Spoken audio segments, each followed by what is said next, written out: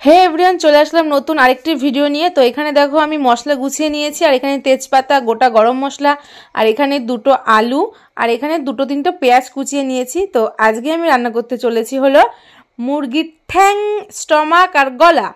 তো তোমরা ভাবছো যে ঠিক মতন পরিষ্কার হয়নি, পাটা না, এরকমই অনেকটা ডলাডলি করেছি কিন্তু ওঠেনি হলুদ রঙটা, জানি না কেন।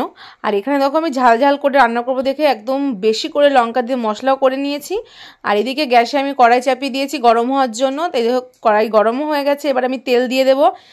তেল দিয়ে কেটে রাখা যে আলু সেগুলি দিয়ে নুন আর হলুদ দিয়ে সুন্দর করে লাল লাল করে ভেজে নেব। তো সত্যি কথা বলতে কি, কথায় আছে না, পেটে খিদা মুখে লাজ, তো আমার ওই জিনিসটা নেই এখন। বেশিরভাগ কিন্তু মাংসর থেকে এই স্টমাক গিলে বেশি ভালো খায় সবাই।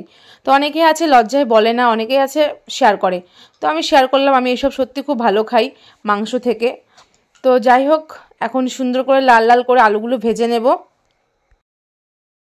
তো আমার আলু ভাজা কিন্তু দেখো কমপ্লিট হয়ে গেছে, দেখতেই পারছো।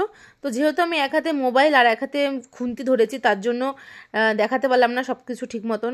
তো আলুটা ভালো করে ভেজে নামিয়ে নিয়েছি। এবার দেখো আমি ফোড়নে দিয়ে দিয়েছি গোটা গরম মশলা, তেজপাতা, শুকনো লঙ্কা, জিরা।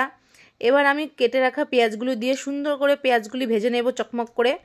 তো যাই হোক, আমি রান্না করতে খুব ভালোবাসি, কিন্তু কোনো রেসিপি ঠিক মতন পারি না। আমি যেটা ভালো খাই সেটাই ভালো করতে পারি।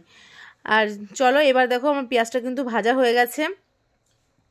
এবার এর মধ্যে আমি দিয়ে দেব মশলা।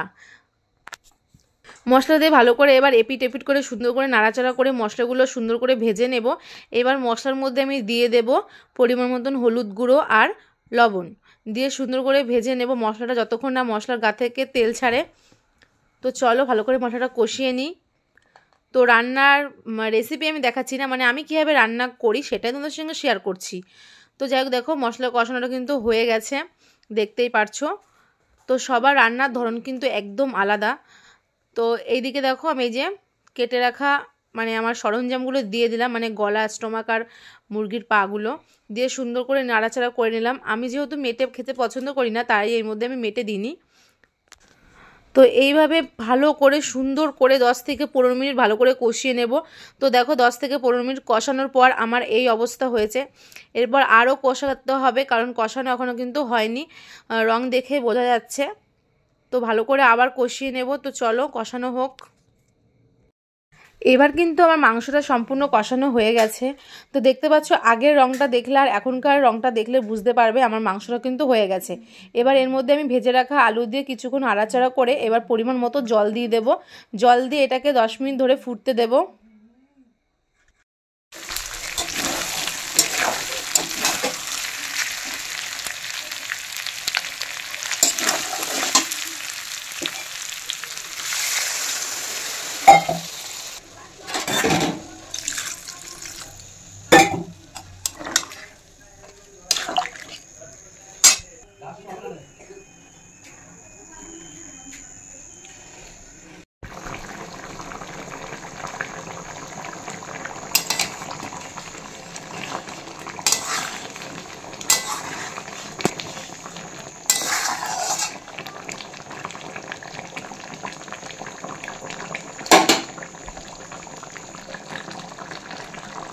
তো আমার মাংস কিন্তু হয়ে গেছে। এবার আমি এর মধ্যে দিয়ে দেবো শাহি গরম মশলা।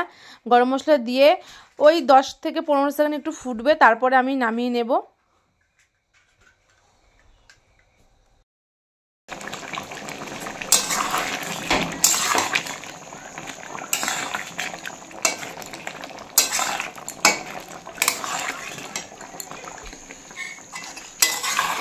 তো গাইস, তো আমার রান্না কিন্তু কমপ্লিট হয়ে গেছে।